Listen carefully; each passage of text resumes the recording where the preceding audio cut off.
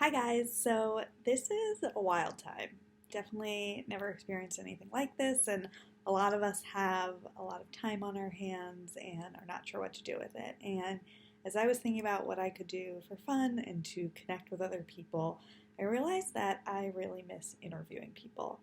Back in the day, I was a sports writer and a sports editor at the Daily Pennsylvanian, my college newspaper, so I was interviewing athletes and coaches and administrators and really loved that time of my life. And then for the past 5 years, when I was an assistant director at Camp Harlem, I got to interview probably hundreds of staff members over the years. And I loved getting to ask them questions, digging a little deeper, and learning more about them. And so that's not something I'm doing right now. And so I thought I'd take this opportunity that we have to be, at home and connected digitally to connect with some friends, connect with some people that some of them I connect with a lot, some of them haven't connected in a while, and ask them questions about lots of different topics and what's going on in their lives and how they're handling what's going on. And so I hope you'll enjoy these videos that I put together, these interviews.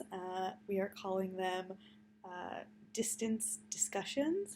And if there's anything you want to see, if you want to be part of an interview, please just be in touch. I'd love to talk to you and enjoy.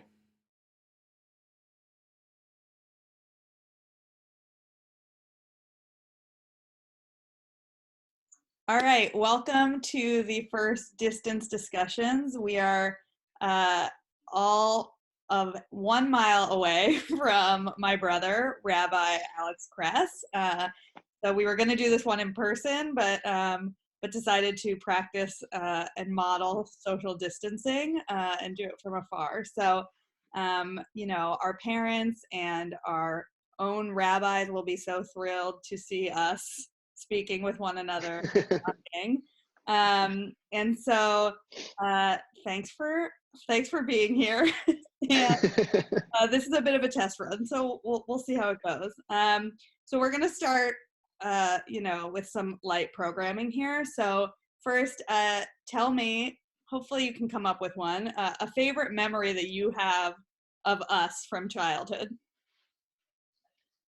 I think it's got to be the water balloons in the front yard in the rain, in which we were playing with water balloons, and I was having a grand old time. But the home video really features you stuffing water balloons into your bathing suit and saying "big boobies," which is just really quality quality home video content. Yeah, I will. I'll see if I can get a copy of that to share with the internet during these dark times. For sure, I that's a think good one. people would love that. Yeah, yeah, we'll see what we can do. So you're a father. You have a 2-year-old and an 11-month-old. So tell me, what has been your craziest moment of parenthood so far? Craziest moment of parenthood. Wow, that's a tough question. I don't feel like there have been that many. I feel like I have a really amazing spouse who holds down the fort, and I offer all the support possible, but she's really the rock. And we haven't had too many crazy things. I think the craziest thing that happened was we were about to leave Roslyn. We were about to leave Long Island, like the day before. I think we were leaving for good. And Aria and Michal went out for pizza with all of our friends there. And I got a kind of frantic call that Arya had fallen and was bleeding, and it was a time of transition, and we had to. And I like rushed out of the house and went to grab her and help like decide if we had to take her to the hospital, and we were supposed to leave Long Island the next day. It was total chaos, and and we decided to just take her home, which was the right call and the non-frantic call. So that was probably like the most challenging, scary time. She was just like, I got there and she was covered in blood all over her head, um, which is not a sight a father likes to see. But trying to think of other hectic times with, now that we have two, it's like all the time. I mean, uh, yeah, Caleb's now crawling, so he gets into everything. happen. So anyone who follows either of our Instagrams knows that Aria especially is pretty funny. So has anything in the past few weeks happened that's a classic kind of Aria moment or something funny that she's said or done? Oh, so many things that it's hard to remember them all. Um, they're gonna come to me. We're gonna come back to this. All right, we'll put I'm gonna circle back. so your Got it. oh, Told you it would come back. Happened quick. So we ordered, as one does, lots of stuff to entertain our children. One of the things we ordered to entertain me was a Little Tykes basketball net, and it came today, and I was super excited about it. I like ran to the door, which I haven't done in weeks because I've been in not healthy and didn't know how far to go down that rabbit hole. And I ran to the door and grabbed the package, and mom and I set it up real quickly. And I was playing basketball really soon. And Aria came down. This was during Aria's nap. Aria came down after, didn't notice it at first. And as we were leaving to go out for a walk, she was like walking from the kitchen out to the front door, and the basketball hoop was on her left side. And she like walked, and she paused. She was like, "Oh my God." And she saw the basketball hoop. And honestly, it made me so happy. And you actually taught her how to play basketball by using your arms like this and having her shoot into your arms. And so she very naturally picked up the basketball and started shooting hoops, or like really slam dunking, but like from just far away and being like this. And she was crushing it. I was very proud. Our own little Allen Iverson. love it. Yeah, I did teach her to play basketball, obviously. So another proud moment. And so you currently work at UCLA Hillel, and you teach a class about Judaism and hip hop. So give me one tidbit of Judaism and hip hop content from your classes. That's hard. The idea of the class is kind of an idea of curation, that like in art, you can either curate things that go together, all are thematically right next to each other, or you can kind of choose dichotomous things that speak to each other in different ways. Obviously, this class is the latter. And generally through the course, people are very surprised at how many things are tied together. And where the class starts is this idea of civilization. And generally when people think of Judaism or they think of hip hop, they think of religion and music. And the first part of the entire course is deconstructing that myth and saying that hip hop is so much more than that. It's really a civilization. People, there's language, and there's music, and there's art, and there's dancing, and there's a whole host of other things. An understanding of the street, entrepreneurialism, all kinds of stuff. KRS-One has a song called 9 Elements that I kind of start the class with. KRS-One is like an old hip hop head from the 80s, but also a very knowledgeable hip hop historian. And then I talk about Mordechai Kaplan, who was the founder of the Reconstructionist movement. And he has a book called Judaism as Civilization. I think that's what it's called. And it's all about how Judaism is not just a religion. Judaism is much more than that. It has a language, and it has languages, it has cultures, it has foods from all different places in the world. And it's a really powerful way to start the course, because I think one of the goals of the course is to say, let's not think about things in black and white. Let's think about them in their nuance, and let's move to the gray area. And in both Judaism and hip hop, the goal is to move people into that gray area and thinking bigger, and in a way that enables them to connect at more touch points. Cool. So at the end, we'll share your Instagram follow info if people want more hip hop Judaism content, because I feel like you post things a lot. So let's get into kind of what's going on in the world right now.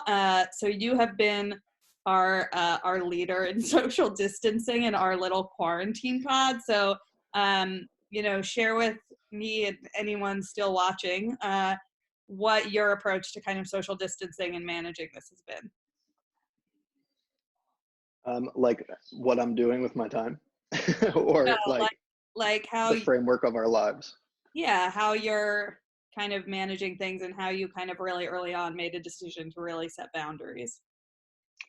I think that Judaism for me has always um, it's always been a priority in the way that Judaism's been presented to me, in the way that I've learned and understood Judaism. That few things are more important than pikuach nefesh, than like preserving human lives. That in the Talmud we find that almost anything can be any religious Jewish law can be broken to preserve human life. And as soon as this became clear that COVID-19 was really damaging to a certain age group, and that the only way to prevent them dying was for people our age and our parents and everyone below 65 to stay home. It was very clear to me that that's what we should do, because that's what I've always been taught should be our priority, is saving as many lives as possible, and treating every human life with dignity, whether we know them closely or not. And so early on, when people were still out and about, I was very much saying, no, we can't host gatherings, and we can't go to each other's houses, and we're not going to go see Arya's friends. This is not going to be easy. And also, this is going to save lives. And I felt like my position was very firmly rooted in my understanding of Judaism. Awesome. And is there anything else that you feel like we can take from Judaism about a pandemic, or about, idle time, or anything like that? I wrote a piece recently that I think is getting published in reformjudaism.org, and it'll be on my blog at alexkress.com, about a song that most camp folks or nifty folks are familiar with, which is the song Kol ha'olam kulo gesher tzar me'od. The whole world is a very narrow bridge, and the most important thing is to not be afraid. The essence is to not be afraid. And I learned about this. I learned about this new song over the summer by a man named Yosef Goldman, who actually lives in Philadelphia and is a music director at Hadar in New York.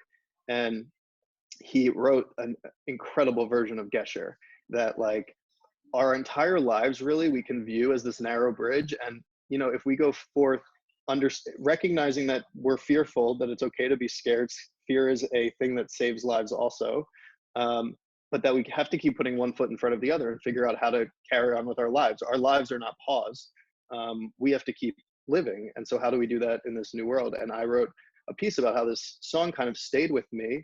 And when he finally published a recording in November, I was elated, but I had no idea what was coming in the coming months. And so that song has kind of been on repeat for me. Just, it's so soulful, and a reminder that it's not about not being afraid so much as it's about recognizing fear and then learning, however you need to take those steps forward and continue on your life, perhaps digitally for now, but maintaining your sanity and health and mental wellness and relationships and all that. And for me, that song, which is from Rabbi Nachman from only a few hundred years ago, a famous Hasidic rabbi, it's a really powerful teaching, and I think that's why it's so well known. And the whole world is a very Well, I think that leads into the last couple questions I'm going to ask you, which are questions I'm going to ask everyone that I talk to, as long as anyone's tuning in and watching this, and I keep going.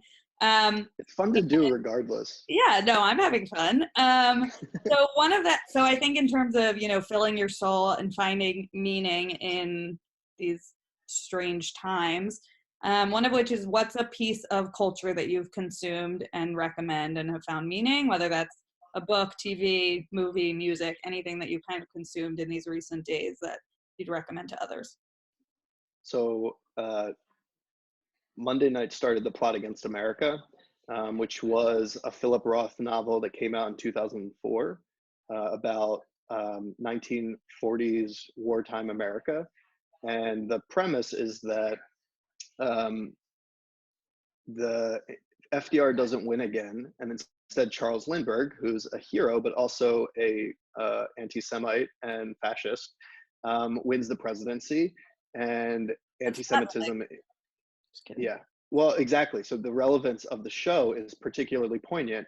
And I actually just did an Instagram live about the first episode, and we talked about a few things. I mean, we talked about like there's a scene in the first episode in which this Jewish family is driving in a non-Jewish part of town, and there's a German bar, and they're like singing all these German songs, and they actually like harass the family from the car. The family like kind of slows down to, they can't even believe it because they're from the Jewish part of town, that this kind of like fascism would be just out in the open in America. And begs the question, like where are the places in which anti-Semitism is just out in the open? People are just empowered to do it. And there's a line in the show in which the father figure, his name is Herman, says, if Lindbergh says it, then all the anti-Semites can say it. And that's true. And we're seeing that right now, where people in power are expressing racist viewpoints. Even just calling it like the China virus or the Wuhan virus is just so blatantly racist. And it's causing damage, right? It's causing damage amongst Asian American communities. It's obviously the rise in anti-Semitism is very prevalent, and also against all the Latino communities. So it's not easy to watch the show because it's so relevant, but it's a piece it's just a piece of art that I really think is required watching for right now. And the last thing that's interesting about the show is that this Jewish kid, one of the sons, at the end of the first episode, is kind of like wakes up in the middle of the night when everyone's sleeping and starts drawing his hero, or like kind of what seems like hero worship. He starts drawing Charles Lindbergh, the Jewish kid, who has all the information to say Lindbergh's not a good person for me as a Jew, and yet still emotionally is attached to Lindbergh as the American hero, and continues to draw him and like in some ways idolize him, it seems. So really powerful commentary on where we're at as a society right now. And it is called, what's it called? Plot Against America. It's on Amazon Prime? It's on HBO. On HBO. Great. Awesome. Yeah. Or read the book if you're a person that likes books. Great. And what's something that you've seen in the world? You and I both spend some time on Twitter, and there's a lot of, depressing content, but also some really uplifting content. But what's something you've seen or heard or read about that has inspired or uplifted you, in the past weeks? I saw a sloth having a snack today, and it was divine. It was really high quality content, penguins romping around the zoo, phenomenal content. I'm really into the zoos right now. Yeah, they're providing really awesome content. Really great content. Yeah. Shmom. All right. So if people want to, learn more about sloths and eating things, I have no idea where they define them. Or I'll start retweeting them for them. Judaism, where can they find you? Instagram at Alex Kress, on Facebook at Rabbi Kress, on Twitter at Alex Kress. All the good places. Awesome. Well, thanks. And also my website, alexkress.com. Thanks for being my guinea pig and for sharing your insights and wisdom with the people. And see you soon, virtually or in person, since we are close now. In person, I hope. Yeah. All right. Thanks.